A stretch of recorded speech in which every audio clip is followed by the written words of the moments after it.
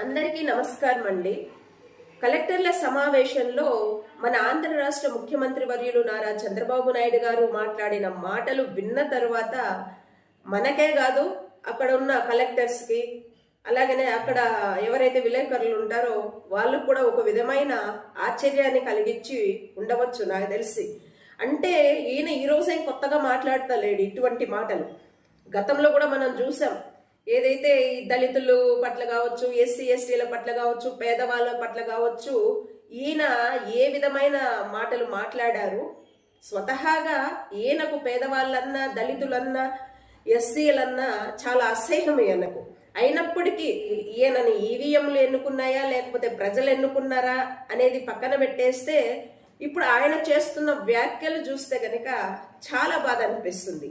అక్కడ IAS officer అనుకుంటాను, లేకపోతే ఒక విలేకరేమో అడిగారు ఈ R5 జోన్స్ గురించి. ఈ ల్యాండ్స్ ఉన్నాయి కదండి, మరి దాని మీద మీ యొక్క అభిప్రాయం ఏమిటి అంటే, అవునండి R5 జోన్స్ ఉన్నాయి, కాకపోతే ఎక్కడి నుంచో తీసుకొని వచ్చి ఇక్కడ బెనిఫిషియర్స్ చేయాల్సిన అవసరం ఉందా అనేసి నారా చంద్రబాబు నాయుడు గారు ఏదైతే సమాధానం ఇచ్చారో ఆ సమాధానం విన్న తర్వాత నిజంగా బాధ అనిపిస్తుంది. గతంలో జగన్మోహన్ రెడ్డి గారి ప్రభుత్వము ఏదైతే 3 రాజధానులు అనేసి ఆయన అనుకున్నారో ఆ తరువాత అమరావతికి సంబంధించి ఖచ్చితంగా ఈ R5 జోన్స్ లో ల్యాండ్స్ అనేది కేటాయించి పేదవాళ్లకు అక్కడ ఇల్లు ఉండాలి, పేదవాడు కూడా అక్కడ బతకాలి అనే ఒక మంచి ఆలోచనతో ఆ సరౌండింగ్స్ ఉన్న కృష్ణా గుంటూరు జిల్లాలకు సంబంధించి చాలా మంది పేదలకు అమరావతిలో ఇండ్ల స్థలాలు ఇవ్వడం, అది చూసి తట్టుకోలేని గత ప్రతిపక్షమైన ఈ యొక్క చంద్రబాబు నాయుడు గారు కోర్టుకెళ్ళి ఏ విధంగా ఇబ్బంది పెట్టారో మనందరూ చూసాం. అంటే అమరావతిలో పేదవాడు బతకడానికి అర్హుడు కాడా, అర్హత లేదా? అంటే ఒక సంపన్నుడికి తప్ప అమరావతి, పేదవాడికి ఇంకా అర్హత లేదు అని అలా స్పష్టంగా చంద్రబాబు నాయుడు గారు మాటల్లో మనకు అర్థం అవుతూనే ఉంది. ఢిల్లీ చూసుకున్నా, ముంబై తీసుకున్నా, అలాగే హైదరాబాద్ తీసుకున్నా కూడా అంటే ఈ యొక్క మహానగరాల్లో పేదవాడు లేకనే ఈ సంపన్నుల యొక్క జీవన శైలి అనేది కొనసాగుతుందా? అంటే మరి ఏమో చంద్రబాబు నాయుడు గారు మరి ఒక సంపన్న స్థితిగా అమరావతిని డెవలప్ చేయాలి అనే ఆలోచనలో వచ్చేసాడే గాని ఒక పేదవాడి బతుకు తెరువు గురించి ఒక బాధ్యత కలిగిన ఒక ముఖ్యమంత్రి ఇటువంటి మాటలు ఎందుకు మాట్లాడుతున్నారు?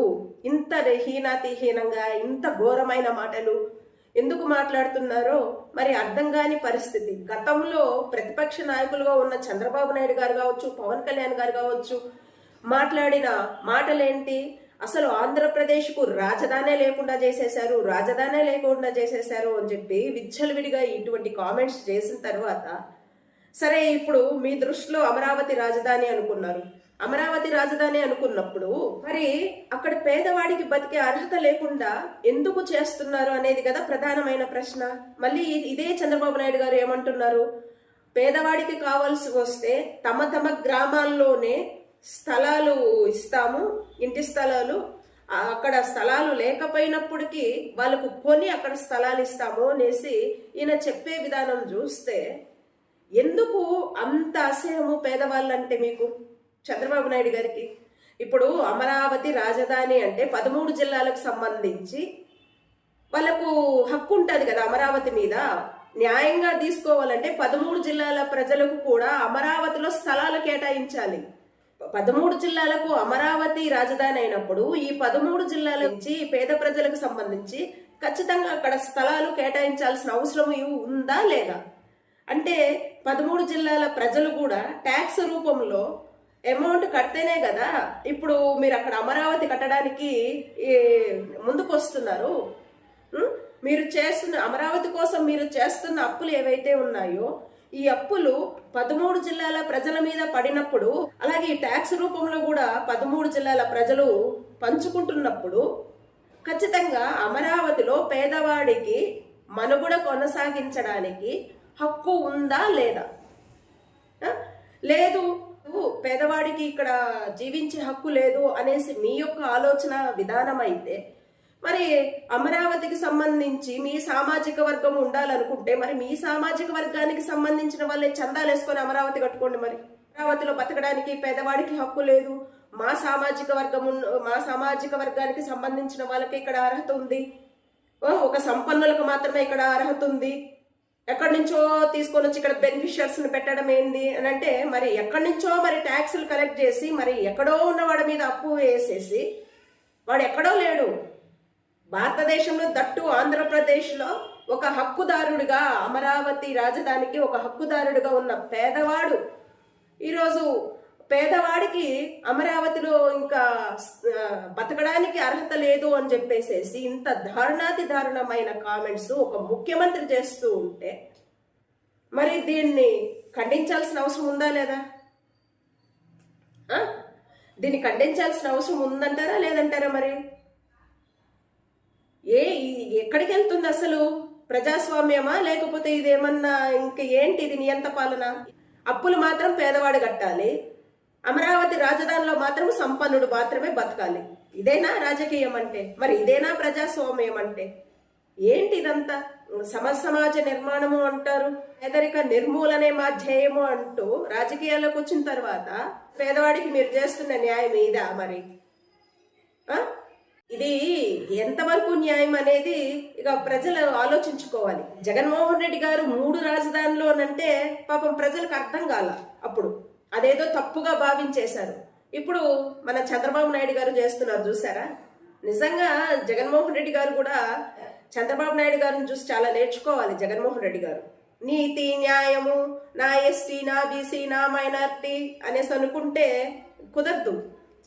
జగన్మోహన్ రెడ్డి గారు కూడా ఇక ఈ కర్నూలు, కడపో లేకపోతే తిరుపతో ఇటువంటి సిటీస్ సెలెక్ట్ చేసుకొని ఇంకా అక్కడ రెడ్డి సామాజిక వర్గము ఎక్కువ ఉంటుంది కాబట్టి అక్కడ ఈయన డెవలప్ చేసుకునేసిస్తుంటే, అక్కడ ఈయన రాజధాని అని చెప్పేసి డెవలప్ చేసి ఉంటే ఖచ్చితంగా ఈరోజు అత్యధిక మెజార్టీతో జగన్మోహన్ రెడ్డి గారు గెలిచేటోళ్ళు. ఆయనకు లేవు కదా అట్లా కులాల ప్రాతిపదికన, మతాల ప్రాతిపదికన, పార్టీల ప్రాతిపదికన రాజకీయాలు చేయాలి, ప్రాంతాల ప్రాతిపదికన రాజకీయాలు చేయాలనే ఆలోచన ఆయనకు లేదు కాబట్టి ఈ చంద్రబాబు నాయుడు గారు ఇటువంటి ఎర్రేషాలు వేసుకుంటూ ఉన్నాడు అనమాట. సరే, ఇప్పుడు అమరావతిలో పేదవాడికి బతకడానికి అర్హత లేదు అని చంద్రబాబు నాయుడు గారే అన్నారు. ఎక్కడ నుంచో వచ్చి ఇక్కడ బెనిఫిషియర్స్ గా ఉండడం ఏంటి అని అంటున్నారు కదా.